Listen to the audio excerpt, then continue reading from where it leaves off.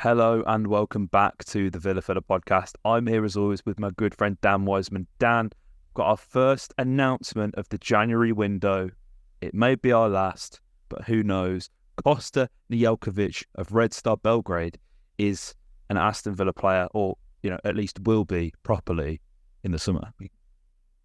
Yeah, who had this one, mate? Who had this one? Aston Villa's first signing of 2024 is our first Serbian player for a long, long time. I think you'd have to go back to Savo Milosevic for the last time we had a Serbian on the books. It's quite interesting. It's a region that we don't tend to dip into, the kind of Eastern European market, but there's definitely some quality players there.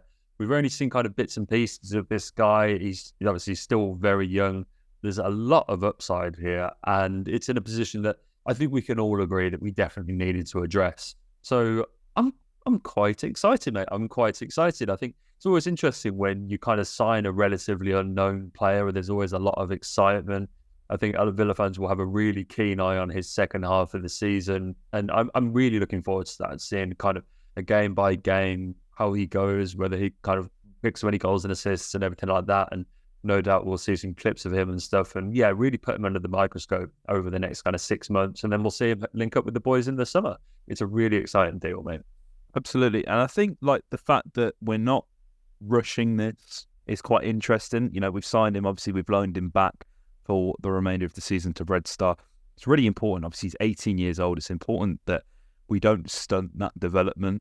And I think it's going to be interesting really to see actually where we stand with him when we, approach pre-season of the 24-25 season, because right back is a position that we've, kind of said multiple times we need to strengthen, and this doesn't necessarily give we're addressing that starting issue right now.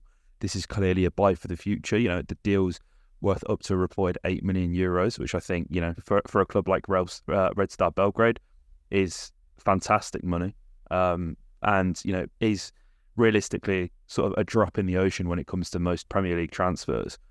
And I think, if anything, that kind of does indicate that this is one for the future. And this isn't necessarily somebody who will immediately challenge somebody like Ezri Konsa or even Matty Cash. And, I'm sure there's probably a whole episode that we could do just on Matty Cash and his future at the club, mate, isn't there? And I think that this is also interesting given the context that we've, recalled Kane Kesler-Hayden, which is something you mentioned recently as well, mate, when we were talking about the transfer rumour mill. And, what does that mean for him and for other academy prospects? But it's very interesting. And listen, we've done much more of a sort of deep dive, comprehensive look at this guy in our transfer rumour mill episode. For those of you who missed it, it's the Everton post-match 0-0 with the ESR chat. We talk about this guy as well.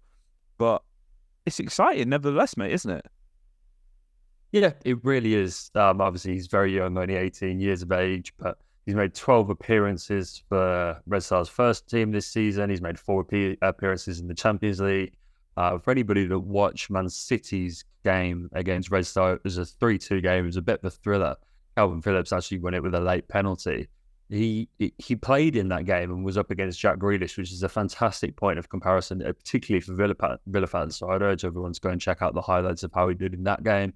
But Red Star play with a 3 at the back, and all through his youth career, it seems, he's earned a great reputation for getting down the touchline. His movement particularly is really exciting.